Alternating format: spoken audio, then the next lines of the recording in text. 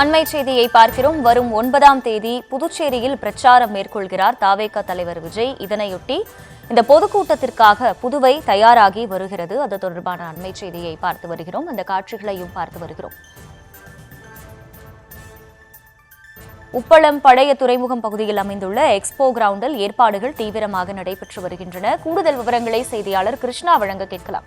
கிருஷ்ணா, வணக்கம். என்னென்ன ஏற்பாடுகள் முன்னெச்சரிக்கையாக அங்கே மேற்கொள்ளப்பட்டிருக்கு? எவ்வளவு பேருக்கு அனுமதி வழங்கப்படும் என கூறப்பட்டுள்ளது? இது பற்றிய முழு விவரம் என்ன?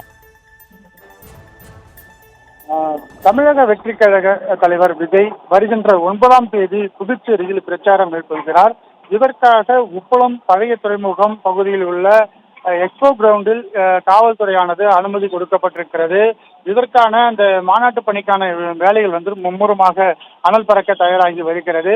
இன்னும் 2 தினங்களில் உள்ள நிலையில் மாநாட்டு பணிகள் தொடர்ந்து ஜேசிபி இயந்திரங்கள் மற்றும் லாரிகளை வைத்து அந்த தண்ணி இருக்கும் பகுதியில மணல் கொட்டும் பகுதியானது நடைபெற்று வருகிறது.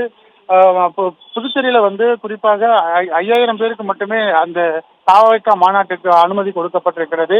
அந்த 5 ஏக்கர் பரப்பளவில் தயாராகும் இந்த மாநாட்டு பணிகளானது 10 பிரிவுகளாக பிரிக்கப்படுகிறது. அதாவது 500 பேர் கொண்ட ஒரு பகுதியாக இந்த பகுதியை ரெடி பண்ணி அதில் அந்த மக்களை நிறுத்துவதற்கான ஏற்பாடுகளும் தற்போது நடைபெற்று வருகிறது. அதே போல கர்ப்பிணி பெண்கள் மற்றும் குழந்தைகள், முதியவர்கள் யாரும் மாநாட்டுக்கு வர வேண்டாம் என ஏற்கனவே காவல்துறை தரப்பில் அறிக்கையும் கொடுக்கப்பட்டிருக்கிறது.